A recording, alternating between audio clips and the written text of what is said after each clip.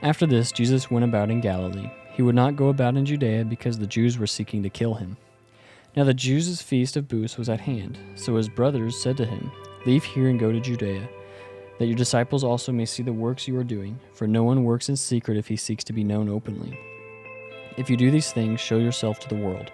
For not even his brothers believed in him. Jesus said to them, "My time has not yet come, but your time is always here. The world cannot hate you, but it hates me because I testify about it that its works are evil. You go up to the feast. I am not going up to this feast, for my time is not yet fully come." After saying this, he remained in Galilee. But after his brothers had gone up to the feast, then he also went up, not publicly, but in private. The Jews were looking for him at the feast and saying, "Where is he?" And there was much muttering about him among the people, while some said, "He is a good man," and others said, "No, he is leading people astray." Yet for fear of the Jews, no one spoke openly of him. About the middle of the feast, Jesus went up into the temple and began teaching. The Jews therefore marveled, saying, "How is it that this man was learning when he was never studied?" So Jesus answered them, "My teaching is not mine, but his who sent me. If anyone's will is to do God's will, he will know whether the teaching is from God, or whether I am speaking on my own authority. The one who speaks on his own authority seeks his own glory, but the one who seeks the glory of him who sent him is true, and in him there is no falsehood. Has not Moses given you the law? Yet none of you keeps the law. Why do you seek to kill me?" The crowd answered, "You have a demon. Who is seeking to kill you?" Jesus answered them, "I did one work, and you all marveled at it. Moses gave you circumcision, not that it was from Moses, but from the fathers. And you circumcise a man on the Sabbath. If on the Sabbath a man receives circumcision so that the law of Moses may not be broken, are you angry with me because on the Sabbath I made a man's whole body well?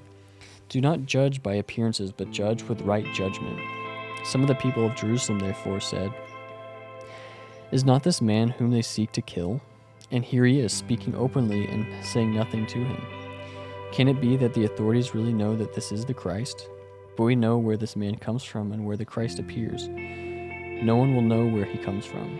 So Jesus proclaimed as he taught in the temple, "You know me, and you know where I come from, but I have not come on my own accord. He who sent me is true, and him you do not know. I know him, for I come from him, and he sent me." So they were seeking to arrest him, but no one laid a hand on him, because his hour had not yet come. Yet many of the people believed in him. They said, "When the Christ appears, will he do more signs than this man has done?" The Pharisees heard the crowd muttering these things about him, and the chief priests and Pharisees sent officers to arrest him. Jesus then said, "I will be with you a little longer, and then I am going to him who sent me. You will seek me, and you will not find me. Where I am, you cannot come." The Jews said to one another, "Where does this man intend to go, that we will not find him? Does he intend to go to the dispersion among the Greeks and teach the Greeks? What does he mean by saying, 'You will seek me, and you will not find me'? And where I am, you cannot come?" On the last day of the feast, the great day, Jesus stood up and cried out, "If anyone thirsts, let him come to me and drink. Whoever believes in me, as the scriptures have said, out of his heart will flow rivers of living water." Now this he said about the Spirit, whom those who believed in him were to receive, for as yet the Spirit had not been given, because Jesus was not yet glorified. When they heard these words, some of the people said, "This really is the prophet." Others said, "This is the Christ." But some said, "It is the Christ to come from Galilee?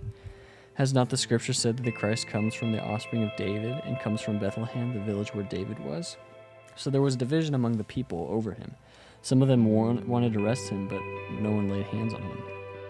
The officers came to the chief priests and Pharisees, who said to them, "Why do you not bring him?" The officers answered, "No one ever spoke like this man." The Pharisees answered them, "Have you also been deceived?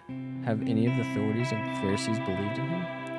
But this crowd that does not know the law is accursed." Nicodemus, who had gone before him, and who was one of them, said to them, "Does our law judge a man without first giving him a hearing and learning what he does?" They replied, "Are you from Galilee too? Search and see that no prophet rises from Galilee."